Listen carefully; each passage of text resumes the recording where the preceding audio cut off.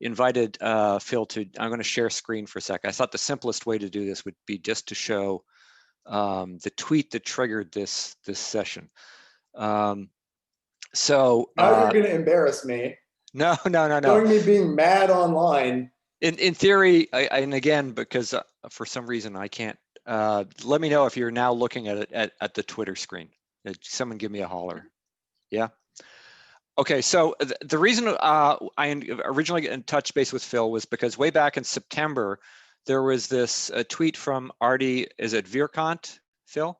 Yeah, Artie Vierkant.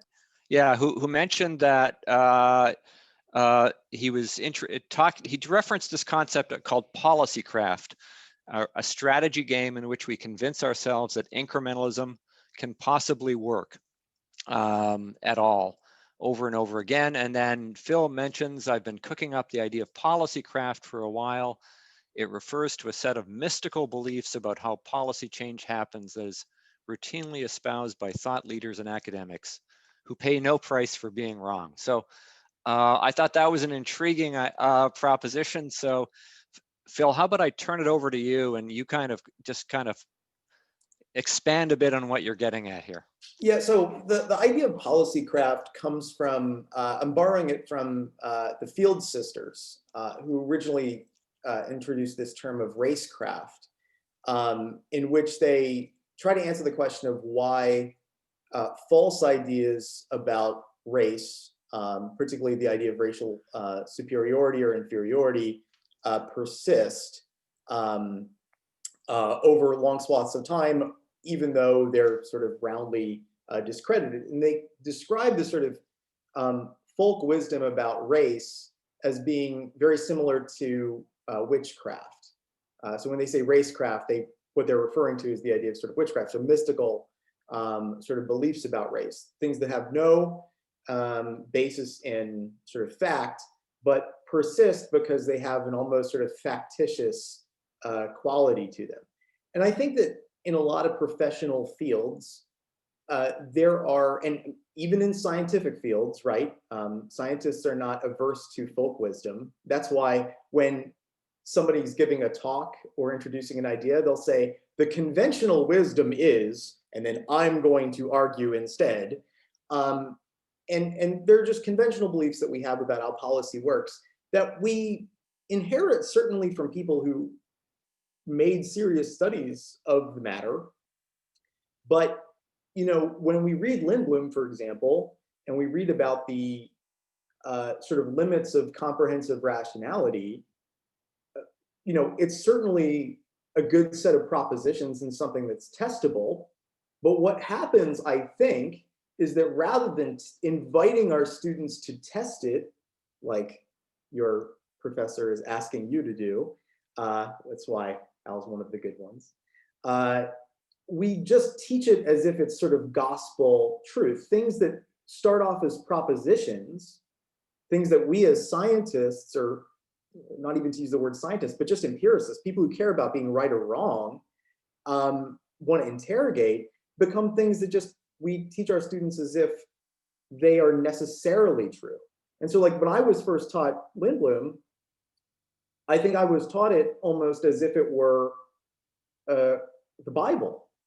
And it's not the Bible, right? And that's not really what we're not after here, is a set of simple propositions that explain everything. And the best example I can think about to illustrate this is, you know, so Lindblom talks about the sort of value of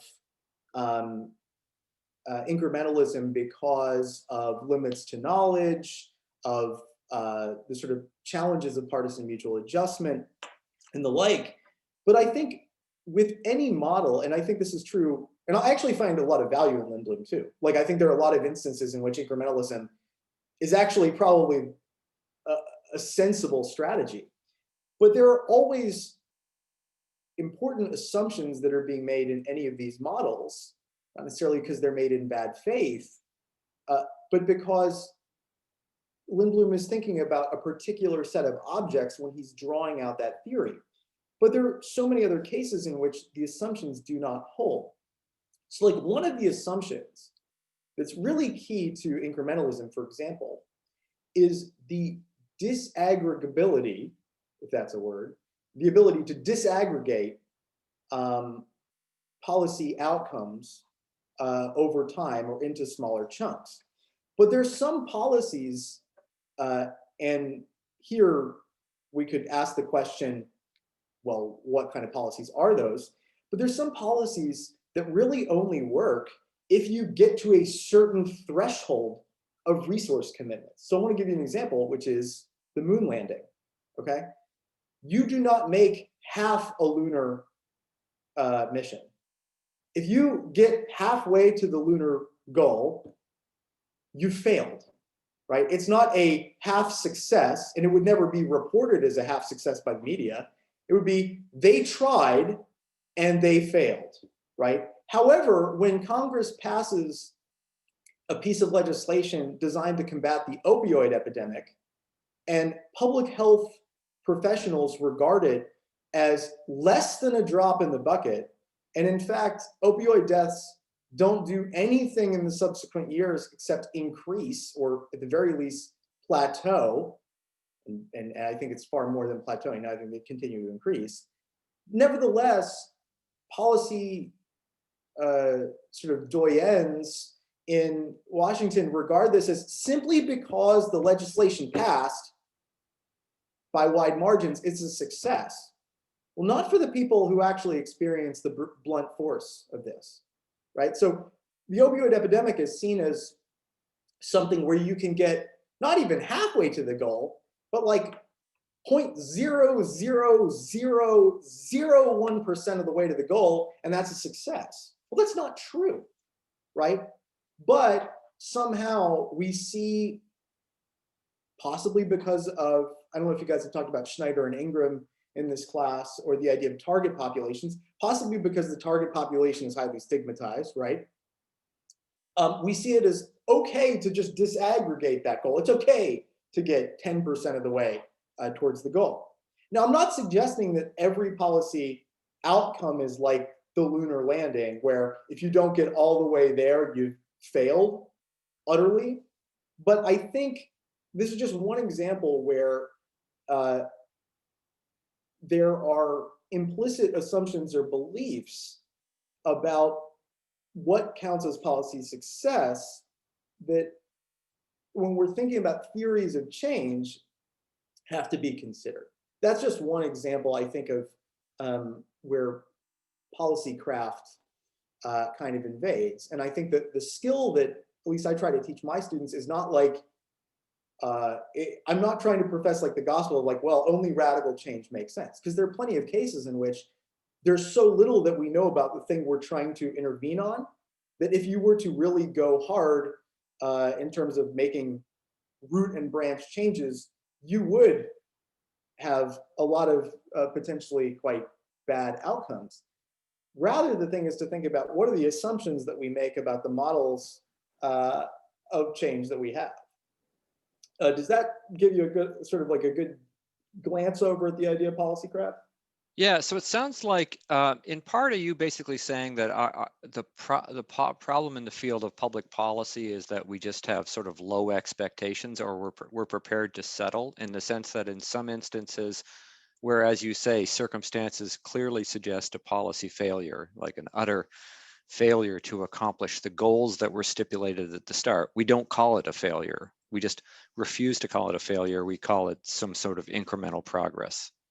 Yeah, I mean, I think that that's, you know, I don't know if I would characterize that as sort of unique to the field of public policy. I think that there is a world of like political commentary and sort of the reception of political action that could also characterize. But I think the broader problem, maybe for people who are like studying public policy, is not just an implicit maybe thumb on the scale in favor of incrementalism, which we could talk about. There are other reasons for that, right? Like, for example, in public policy, in the sort of professional sphere, you might be trying to make changes or to intervene in the world in ways that allow you to build up your CV, right, a resume. But that might be completely inconsistent with very long-term projects, the things that work to get a record of success in the near term might not bear on solving problems in the long term.